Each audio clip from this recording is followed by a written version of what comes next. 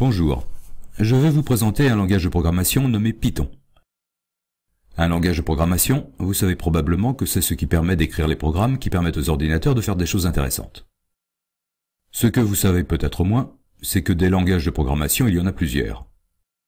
En fait, si vous cherchez sur Wikipédia la liste des langages de programmation,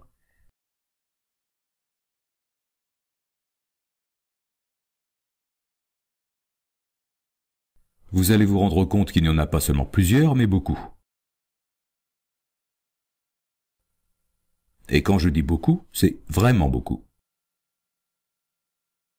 Certains sont évidemment plutôt confidentiels. Mais même les grands langages de programmation sont très nombreux. Ce qu'il faut savoir, c'est qu'il y a, en simplifiant beaucoup, deux grandes familles de langages de programmation. Pourquoi? Pour les gens qui ne sont pas du métier, informaticien est une seule profession. Dans la réalité, il y a plein de métiers différents dans l'informatique, et parmi les gens qui sont amenés à programmer, il y a deux catégories.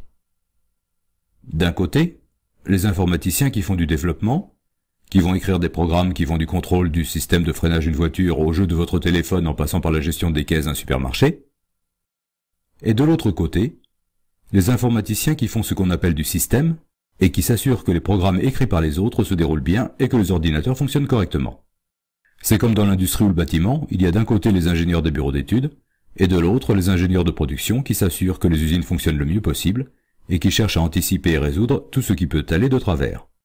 Quand on vous dit « il y a un problème informatique », ce sont les gens du système qui travaillent dur pour essayer de le régler. Quand les gens du développement écrivent un programme, ils tapent un texte dans un langage donné, qu'ils passent par une moulinette qui produit un fichier exécutable. Le programme moulinette s'appelle un compilateur. Le fichier exécutable, comme tout fichier sur un ordinateur, est composé de 0 et de 1. Mais on ne peut pas l'ouvrir avec un traitement de texte ou d'image ou de son. Il est composé de commandes que la machine sait directement transformer en signaux électriques qui vont faire certaines choses au matériel. Cela veut dire qu'un fichier exécutable est très dépendant du matériel et aussi du système d'exploitation, c'est-à-dire les programmes qui se lancent automatiquement quand on allume la machine. On ne peut pas copier un programme compilé d'un PC sous Windows vers un Mac ou un PC sous Linux, c'est-à-dire qu'on peut le copier, mais il ne marchera pas. Les langages de programmation qui utilisent un compilateur n'intéressent pas vraiment les ingénieurs système. Les programmes qui les intéressent, ce sont des programmes qui vont enchaîner des tâches sur un ordinateur, qui vont vérifier avant de lancer un programme que celui dont ils dépendent est bien passé, qu'il y a assez de place sur un disque avant d'y copier quelque chose, et qui vont permettre d'automatiser des tâches qui seraient très ennuyeuses à faire à la main.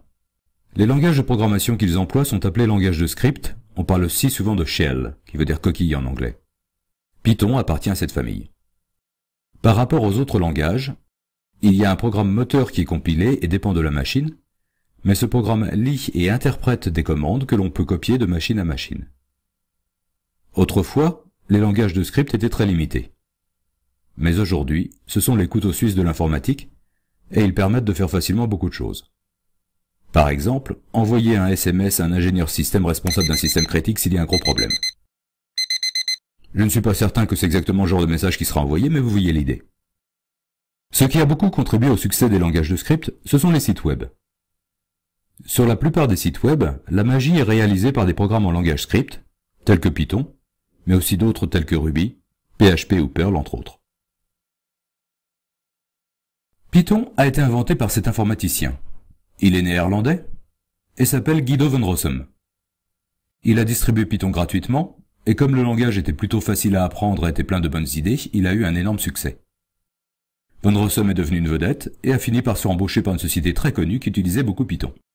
Je pense que vous pouvez lire son t-shirt comme moi. Pourquoi le nom Python? C'est une référence à Monty Python, un groupe de comics anglais qui a eu énormément de succès et d'influence dans les années 1970 et au début des années 80. Évidemment, si vous dites Monty Python à un anglais, il ne va rien comprendre, vous aurez davantage de chance avec Monty Python. Ce groupe était composé de 5 anglais, tous diplômés d'Oxford ou de Cambridge, et d'un américain, Terry Gilliam, qui à sa décharge est aujourd'hui citoyen britannique. Vous connaissez peut-être John Cleese, qui joue Q dans certains films de James Bond. Van Rossum est un fan de leur humour déjanté. Si vous êtes bon en anglais, il y a plein d'échantillons sur YouTube, et dans la documentation en anglais du langage, il y a beaucoup d'exemples basés sur des sketchs des Monty Python. Beaucoup de gens pensent plutôt au serpent parce qu'un éditeur informatique très connu aux États-Unis, O'Reilly, est célèbre pour ses couvertures avec des gravures d'animaux. Évidemment, pour Python, il n'allait pas utiliser un canari. Après cet intermède culturel, comment avoir Python sur sa machine? Si votre machine tourne sous Linux, il y a de très fortes chances qu'il soit déjà présent. C'est très facile à vérifier, vous tapez Python, et si ce qui se passe c'est cela, tout va bien. On quitte Python en appuyant simultanément sur les touches CTRL et D. Si vous n'avez pas Python sur votre machine, ce qui est plus probable si vous avez un ordinateur sous Windows, il va falloir l'installer. C'est très facile si vous êtes connecté à Internet. Il suffit d'aller visiter le site python.org. Là, vous cliquez sur Download.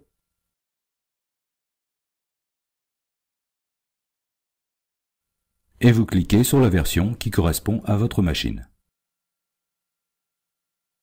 Vous sauvegardez, c'est le plus long. J'abrège.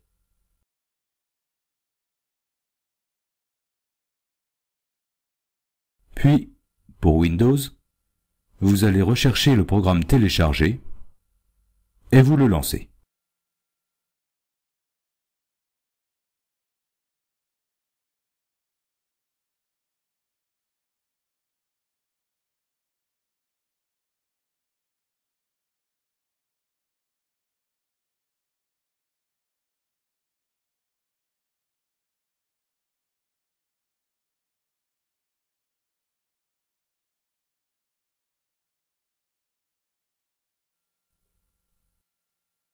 Je vais changer le répertoire d'installation parce que j'aime bien tout avoir sous Program Files.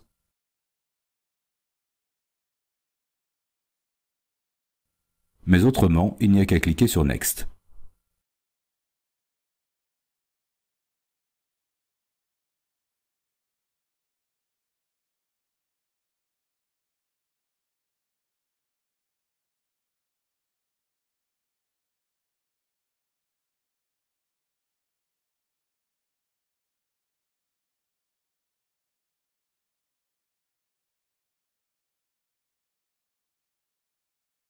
J'abrège encore.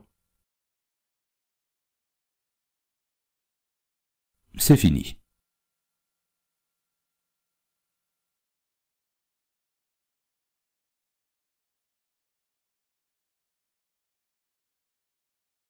Direction le menu.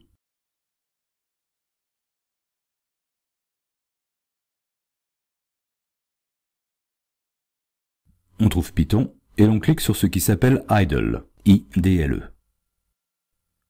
Et là, on se retrouve avec quelque chose qui ressemble mieux à ce qu'on avait sous Linux. Pour sortir, c'est pareil que sous Linux, on appuie simultanément sur CTRL et D. Voilà, pour l'installation c'est fini. Nous sommes prêts à faire nos premiers pas avec Python.